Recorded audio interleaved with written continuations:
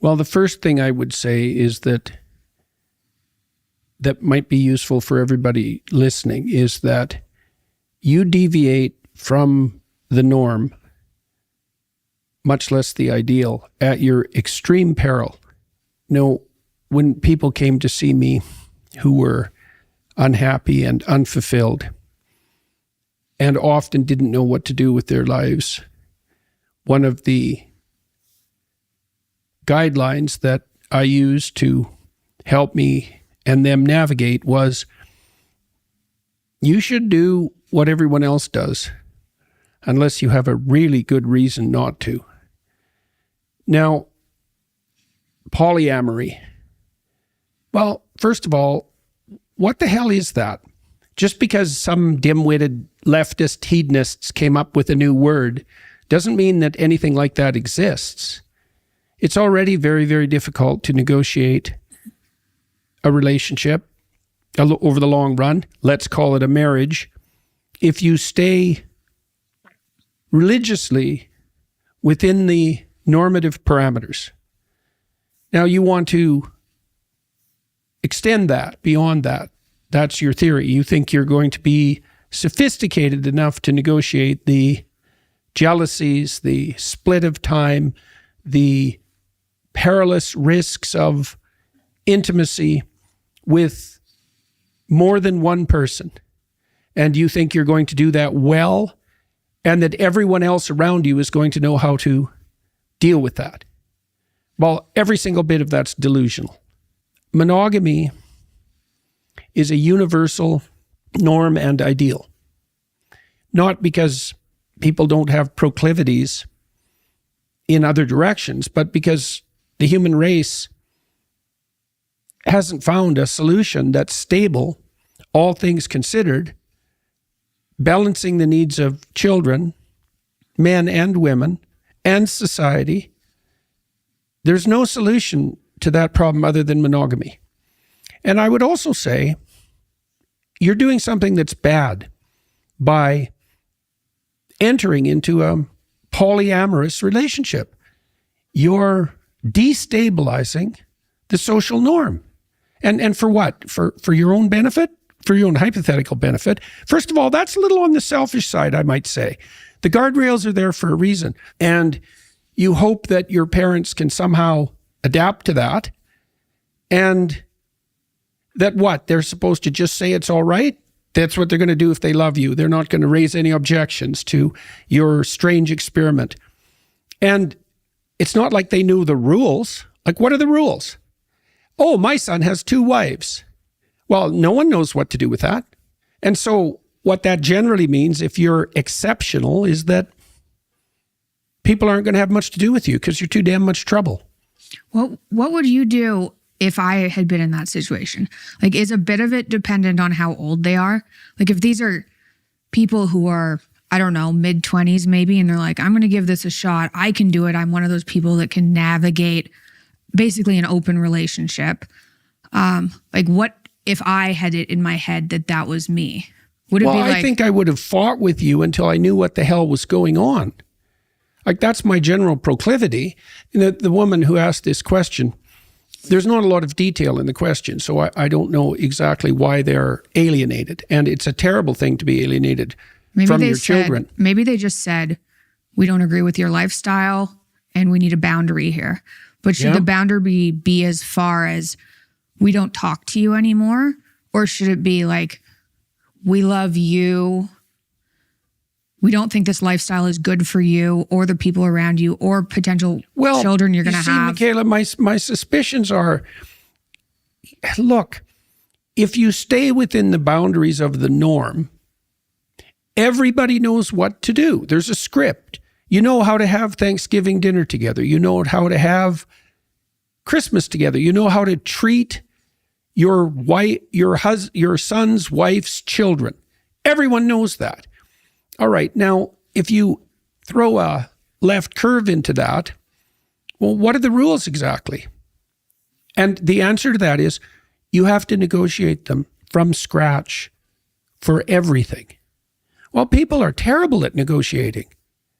And so the probability that they're going to come up with a solution for that inside a family is extremely low. You're basically negotiating a whole new social contract. And so part of the advantage to marriage is like a serious reduction in complexity. You know, you have someone that you can rely on for the long run. You can make practical and contractual relationships with them. You can chart your course. You don't have to manage the cascading consequences of multiple relationships. And what, all of a sudden they're not going to have sexual jealousy. That's just going to disappear somehow. And everyone's going to love each other equally. That's going to happen. That never happens. That's never happened anywhere, ever, even once, to anyone. It's preposterous. Now, what would I do if that situation arose with my own kids? I don't know if I'd be the one in our family that would put down the boundary. That might be your mom, you know, because she's probably more capable than me of saying, I'm not going to stand by you while you walk off the edge of a cliff. Now, I would like to think that I would fight it out because I don't want to have anything between us.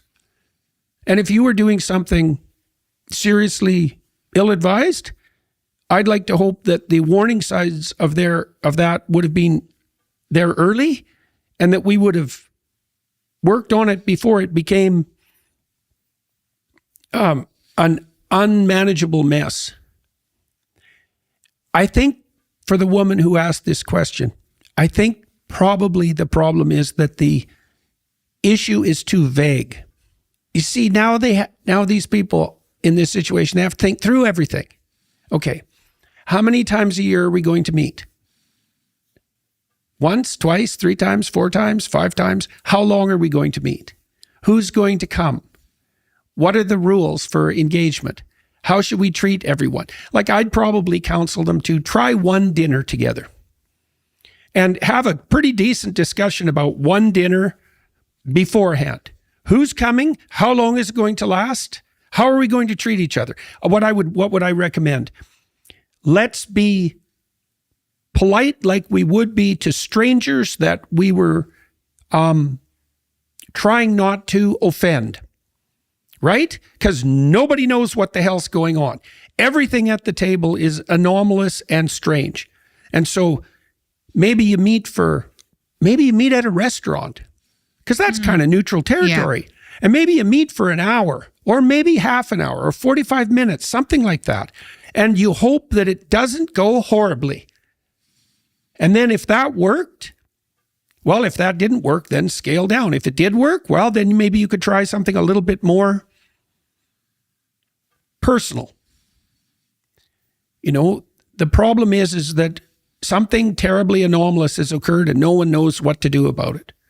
Without knowing family dynamics, like, is the person who's in a polyamorous relationship, why are they doing it? Is it because of the person they're with that's encouraging them? Is it something they want? Or is it to see how their parents will react? You know, like, it could be one of those factors, because maybe they want boundaries, or maybe they want, hey, you know what? We don't agree with this at all, but we love you anyway and have faith in you figuring it out. Maybe that's the direction they need to go too. Yeah. Like, I feel like if I was in the situation where I was like, you know what? Polyamory is what I believe in. It's what I want. I can handle it. It's better for me, which is a delusional way of thinking. But if I had convinced myself that was the right thing, and it was in response to my parents, what I would probably want is my parents to say, we don't think this is good for you. You know, it's not about us. We don't think this is good for you and your family. And we're here when you figure it out. We're not going to encourage it. And we don't like it, but we're here. Okay, I have one more thing to say about this. People like false adventures. Yeah. And false adventures are excitement without responsibility. And what you want to do within the confines of your marriage is find adventure in the marriage responsibly. I mean, there isn't anything better than a sexual relationship with someone you actually love. There's nothing better than that, period. The end. And so if you're not getting that excitement and adventure within your relationship, that's what you should be working on. And that's going to be hard. Like, in order for that to happen, there has to be nothing between you.